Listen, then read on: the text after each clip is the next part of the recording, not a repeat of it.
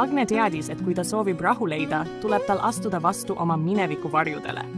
Ta leidis endale usaldusväärse juristi Kairi, kelle kohta öeldi, tema ei jäta midagi juhuse hooleks. Kairi korraldas kiiresti DNA-testid, kasutades Antoni vanu riideid. Agne andis samuti proovida. Kõik vajalik sai alguse, ent tulemusi pidi ootama. Vahepeal tekkis vaikuse sees ärevus. Ühel hommikul helises Agne telefon. Ema Anna kõne oli täis süüdistusi ja külma viha, justkui tahaks ta Agne olemasolu olematuks muuta. Valu, mis hingest läbi lõikas, oli nii tugev, et Agne kaotas teadvuse. Elena oli ta kõrval, kuni Agne kiirabiabiga taas silmad avas. Sellest hetkest sai selgeks, neil on vaja eemale saada. Elena pakkus, et võiksid sõita tema maamajja, vaikuse ja rahu keskele. Saabudes ootas neid ees Säsil, särtsakas naine, kes oli end sisse seadnud saunamajja ja aitas aiatöödes.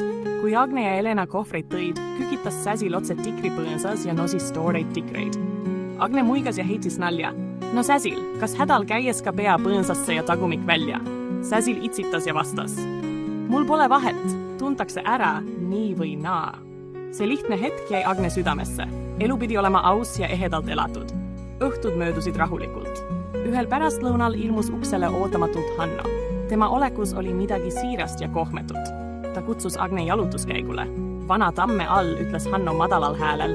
Ma tahaks sind rohkem tundma õppida, kui sa lubad. Agne naeratas ja noogutas.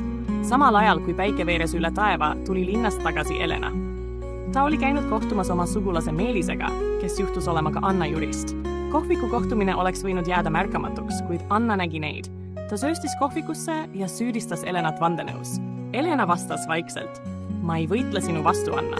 Ma kaitsen ainult tõde. Mõned ajad hiljem, kui elu voolas omasoodu, tormas Säsil õhtul metsast tagasi hingeldades. Seal, metsateel, on avarii. Agne, Elena ja Säsil jalutasid kiirel sammul sündmuskohale. Puruks sõidetud must auto, sinised vilkurid ja politseilindid. Vaadepilt oli kõhedust tekitav. Päästetöötaja ütles vaikselt. Mees viidi haiglasse, seisund kriitiline. Tagasiteel kohtasid nad vana Matildat, kes kõneles vaiksel sügaval häälel. See lugu on nüüd läbi. Kui teed kiiresti, jõuad ta ära saata. Vaikus langes metsa ja südameisse, kuid vaikus ei püsinud kaua. Küla vahel hakkasid levima kuulujutud. Külapoo ees puhkes Säsili ja Silvia vahel tüli. Silvia süüdistas Säsilit kõiges, mis külas valesti. Tulises vaidluses haaras Silvia Säsili juustest ja püüdis teda alandada. Agne pidi sekkuma ja nad lahutama, kuid peagi saabus kaua oodatud uudis. Kairi helistas. DNA tulemused kinnitasid. Agne oli Antoni tütar. Anna esitatud vaidlus kaotas igasuguse mõtte. Seda tuli tähistada. Vahuveiniklaasid kliirisesid, suupisted katsid köögilauda ja naer täitis õhku. Just siis saabus uksele Hanno. Lilled käes ja tort kaasast seisis ta tagasihoidlikult lävel. Ma loodan, et ma ei tule liiga vara või liiga hilja. Agne ja Hanno jalutasid hiljem mere äärde. Tähistaevas nende kohal liiv nende jalge all ja vaikus, mis kõneles rohkem kui sõnad. Kodus, kus Elena ja Säsil jäid, juhtus midagi ootamatut. Silvia, kibestunud ja kadeduses pimestatud, viskas kivi läbi Elena köögiakna. Klaasiglirin ehmatas Säsili, kes astus paljajalu kildudesse. Elena tormas appi ja sidus hellalt ta haava.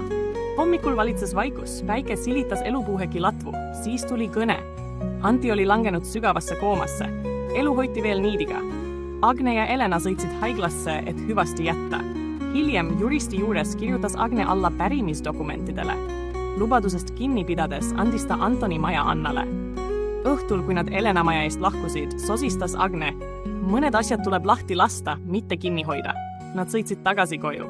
Õhtu laskus pehmelt nende õlgadele. Agne ja Elena istusid elutoas. Jalad soojades sussides, kohvitassid käes. Akna taga õõtsus vaikuses elupuuhek. Ja lõpuks mõistsid nad. Alles siis, kui vaikus laskub südamesse, mõistame, millise hinna eest õpime päriselt elama.